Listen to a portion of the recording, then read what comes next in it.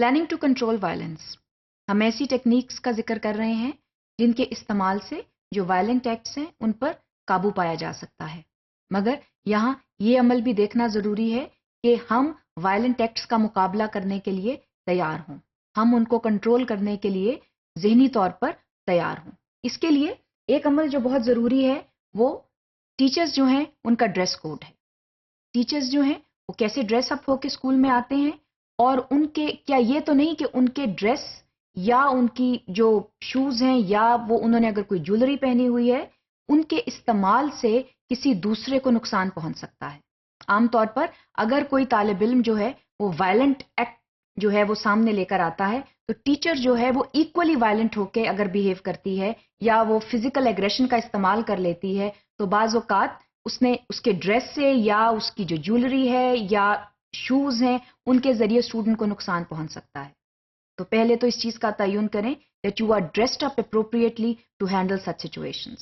اس میں یہ ضروری ہے that teachers should be dressed up simply، اور وہ پوری طرح سے تیار ہوں ذہنی طور پر اس قسم کے واقعات کو ہینڈل کرنے کے لیے۔ اس میں خاص پروفیشنلزم کی ضرورت ہے، اور پروفیشنلزم کی یہ ڈیمانڈ ہے that teachers when they come to school they should be smartly dressed up، at the same time they should be professionally dressed up۔ یہ بے حد ضروری ہے۔ اگر ایسا نہیں ہوگا تو بعض اوقات ان کی پہنی ہوئی چوڑی سے یا انگوٹھی سے یا بعض اوقات ڈینگلنگ ایئر رنگ سے بچوں کو نقصان پہنچ سکتا ہے، کیونکہ جب ٹیچر بھی جو ہے وہ تشدد کا جواب تشدد سے دے گا تو وہاں پر ایسی چیزیں جو ہیں وہ بچے کو زخمی کر سکتی ہیں،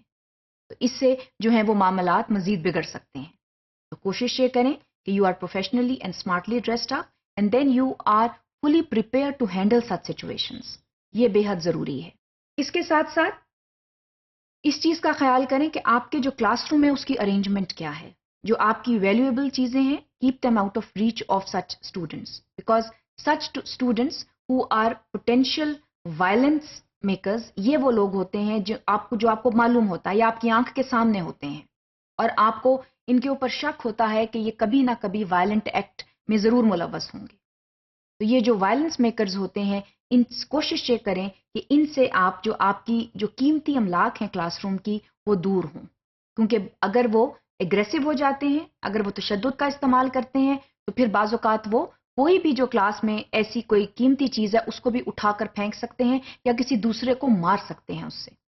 سو try to understand that these things are important for the classroom and the display of negative behaviour can not only land other students in trouble, at the same time it can encourage the violent student to make use of these things۔ ایسی اشیاء کو آپ دور رکھیں اور کوشش یہ کریں کہ آپ کا جو کلاس روم ہے وہ بہت پروفیشنلی اس کی فزیکل ارینجمنٹ کی گئی ہے، اور وہاں پر جو کرسیاں ہیں جو میزیں ہیں وہ نوکیلی نہیں ہیں، اور وہ اس چیز کا خاص خیال رکھیں کہ اسٹوڈنٹس جو ہیں وہ جو اسٹیشنری استعمال کر رہے ہیں وہ جو ہے خطرناک نہیں ہے۔ بعض اوقات اسٹیل کے ایسے رولرز ہوتے ہیں جو اسٹوڈنٹس ایک دوسرے کو مار سکتے ہیں جس سے اسٹوڈنٹس زخمی ہو سکتے ہیں۔ ایسے رولرز کا استعمال جو ہے وہ دیکھیں کہ اسٹوڈنٹس کم سے کم کریں، یا اگر ہیں تو آپ اپنی نظر میں رکھیں تاکہ ایک دوسرے کو نقصان نہ پہنچ سکے۔